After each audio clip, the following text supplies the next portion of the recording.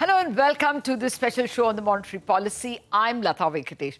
The Reserve Bank didn't cut rates as expected, but it shut the door on hopes of a cut in the next policy by forecasting the one-year ahead inflation, that is April-June 2026 CPI, at a huge 4.9%. So if rates are to be fixed looking at the year-ahead CPI, there is no scope for a cut, Reserve Bank seem to be saying, because inflation is going to be much above the mandated 4%. Equally, the Reserve Bank seemed to say poor growth isn't an excuse to cut rates. It retained the current year's GDP forecast at 6.5%. When I prodded the governor about the tariff impact, the governor said Reserve Bank brought down the growth forecast from 6.7 to 6.5% in the previous June policy, primarily to account for the global impulses. So, clearly, no further cut in GDP. This led to the yields in the market rising. However, I just want to leave my personal impression from the press conference. My impression was that the governor on 3 separate occasions in the conference said that the RBI will monitor the macros on a policy-to-policy basis. That was his quote. The MPC will take a view meeting to meeting, he said in response to another question. And then he said the MPC meets every 2 months and will consider all scenarios. 3 times.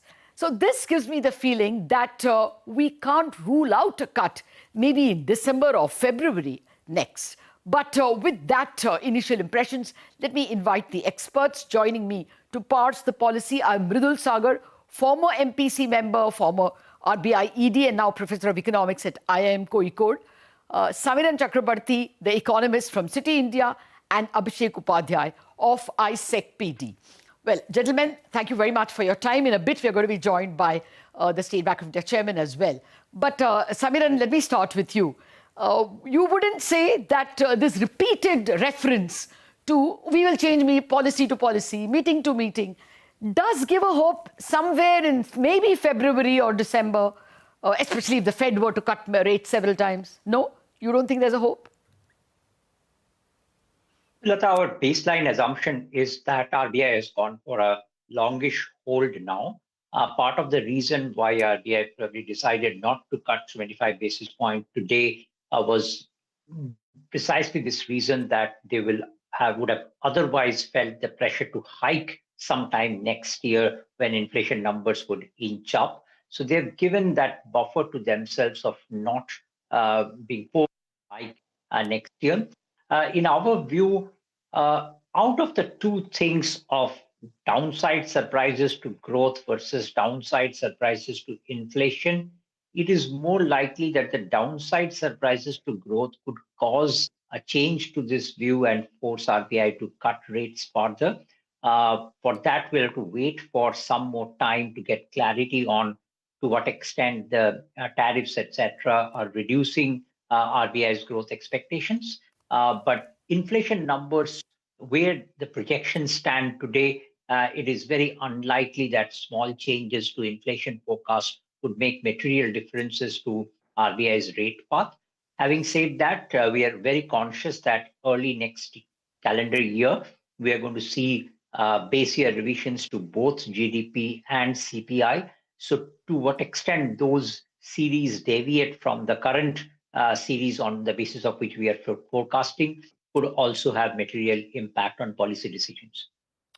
Fair point. That, of course, is a googly. And the governor clearly said that he has not taken into account any potential changes in the CPI index itself. Mridul, Saggar, you've been there, done that. Did you get the sense in the press conference, if you heard every word of it, that this was the Reserve Bank's way of, changing its tone once fresh data comes, maybe in December? I can't completely rule out a December or a January change, but from what it appeared today, and in fact, even from the last policy, it looked RBI is on a baseline basis there for an extended pause. Now, if today's policy has given an impression that it is a hawkish pause, I would completely disagree with that. I think it's a realistic pause. and naturally the neutral stance has to be retained. And also because front loading of the rate cuts had been done, there is very little scope now for further cuts. If the only reason why a rate cut hope many people are saying has come from a 60 basis point reduction in the inflation projection for the full year, we also have to be cautious that basically what we are seeing is an increased uncertainty around that baseline projection. If you the fan chart in the monetary policy resolutions, basically there is a 20 basis point hike on the upper side of the inflation expectations. So we can't completely rule that out. And there is lingering tariff issue, which is there at the back of the whole considerations. So if tariffs, if India doesn't join the tariff war, I think that's one good thing that can happen, because retaliatory tariff will only complicate the monetary policy autonomy even further. So we just have to keep our cool and ensure a macroeconomic stability at this juncture. What is important is that the saving investment gap should not be widened. And that is the macro identity with the current account deficit. So if we start cutting the rates at this juncture, the financial saving rate, which is already hovering around 5% of the GDP, which is very low, could take a further hit. Actually, that's a very important point. And I mean, we don't discuss this often, even in the Reserve Bank press conference.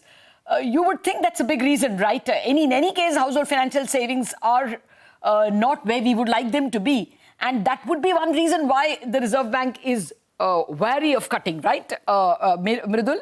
Yes, absolutely. If you see where the neutral rate is with the inflation projections we have, the neutral rate is at best 1.1% if you take the Q4 inflation projection, and has gone below 1 at 0.85%, the policy real rate, in case you have the first quarter. The June policy, The June policy. And also mindful that the weighted average term deposit rate in real terms has fallen dramatically now, and that could really affect the saving behavior in particular terms, with foreign banks in particular almost into the negative terrain on the real rate basis of the deposits. Okay.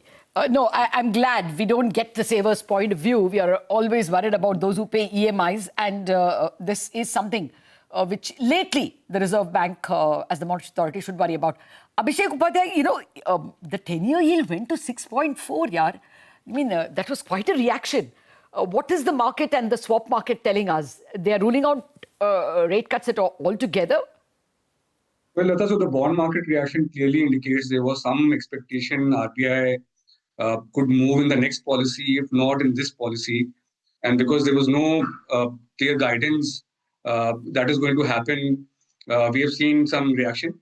If looking at the swap markets, there was about a 60% probability, we estimate, for a rate cut in October, which was priced heading into this policy meeting. After the market moves today, this probability could potentially be 25-30%. So a probability of October cut has gone down from market pricing standpoint, and which is logical. At the same time, we don't have any view of more rate cuts from RBI, but I agree with other panelists that the bias has to be towards the risk of more easing from RBI down the line, even if those actions are delayed. And that view in turn mainly stems from RBI likely now adopting a more reactive approach to realization of any downside risk to growth rather than a preemptive approach they have followed so far. And there are downside risks to growth projections which RBI has put out. Just that there is still uncertainty about whether there will be any response on the fiscal policy front, for instance, to manage the fallout of tariffs, as also the impact of monetary policy transmission on growth, which would be seen in the second half of the year. RBI is likely waiting for clarity on those parameters before taking another basically step. Fair point. Actually, Samiran, when will we start seeing signs of growth not quite making it to 6.5? the August 31st number will be for April, May, June, and that may well be 6.5. There is a base advantage. As well, we've seen fairly strong rural demand. You can see it in the two-wheelers and a few other, the PMI looks strong. Even when you go to the December policy, you're only going to have on November 30th, the second quarter numbers. That also has a very strong base effect. It was, 5.4 a year ago. So do you think even by December, there will be enough signs of slowing growth? Unlikely on the GDP print, because apart from the base that you were mentioning, the first half GDP is going to significantly, the real GDP is significantly going to benefit from a very favorable deflator. Both CPI and WPI numbers have been extremely low. And because we are unable to do the double deflator method in GDP calculation, there is a possibility that the real GDP growth numbers might look better. But I'm guessing that there are now so many high frequency growth indicators that we track that if the tariff related effects are going to be there on the economy, then some of these high frequency indicators will start picking that up even before the GDP data.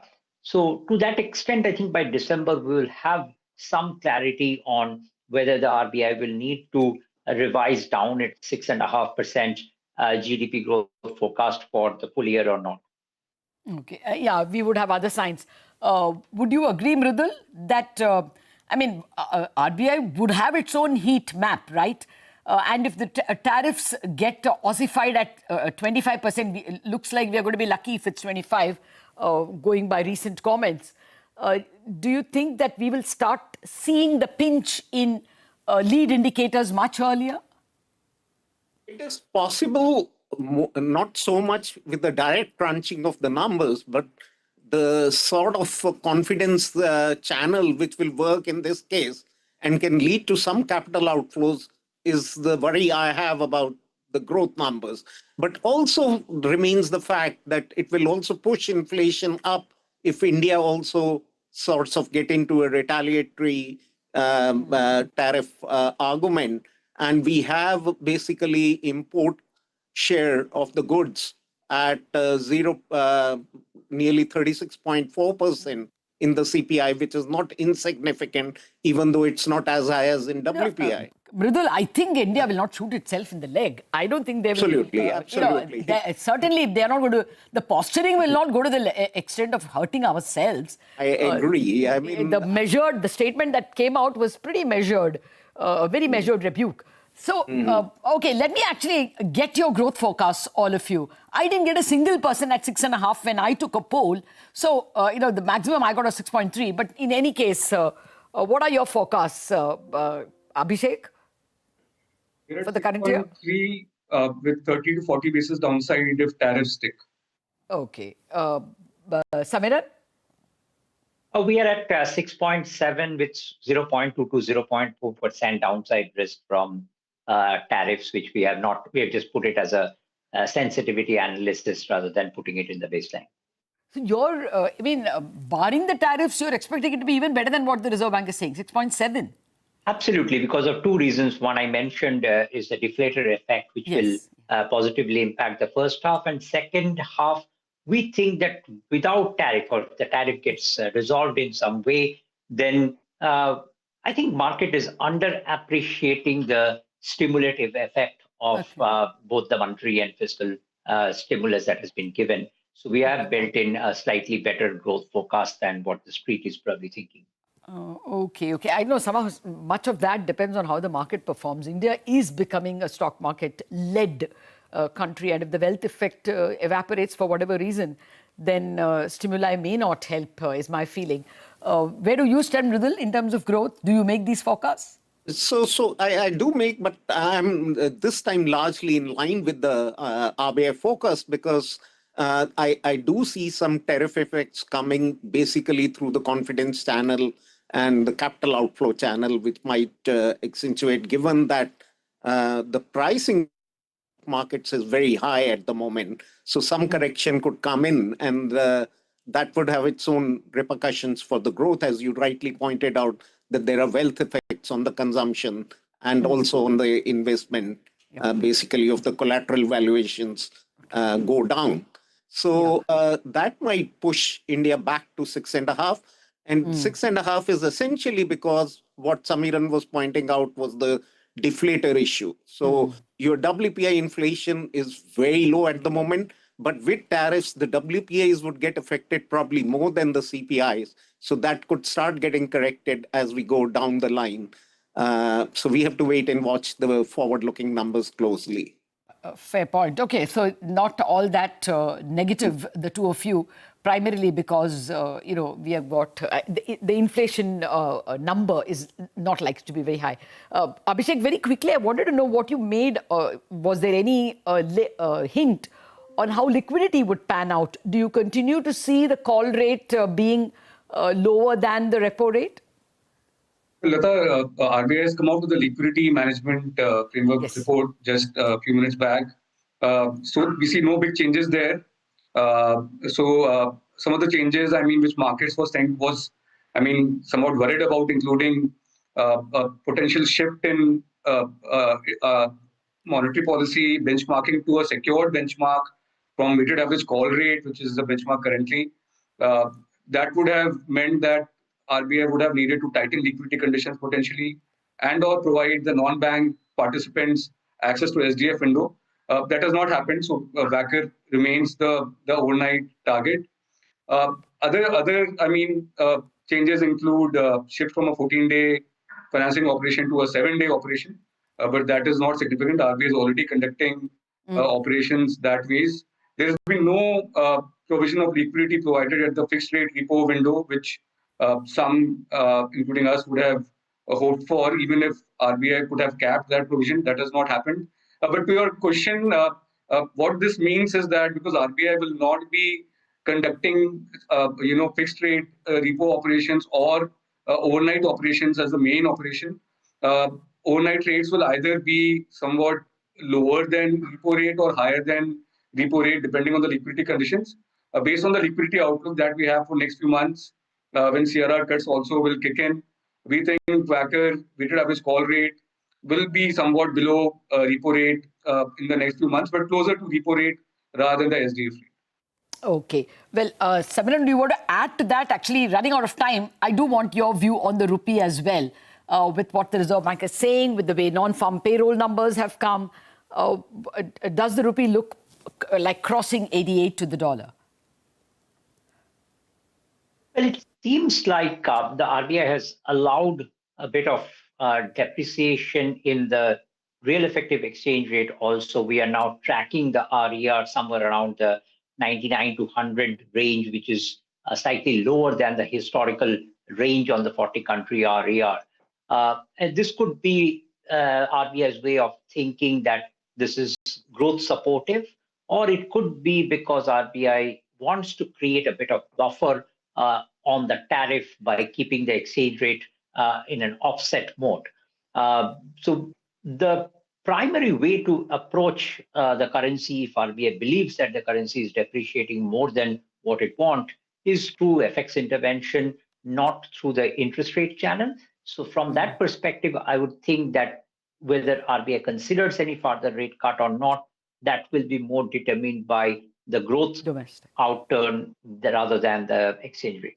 Oh, absolutely. I think that has been long the Reserve Bank's policy, and it's only under very disturbing conditions that they allow the global factors to impinge on them. Unfortunately, out of time, but thank you very much, Samiran, Mridul and Abhishek, for joining me. We have to take a break, and after that, we will have the biggest banker joining us, SBI Chairman C.S. Citi, on what he has made of the policy and how he sees the economy evolving from here on. Back in a jiffy.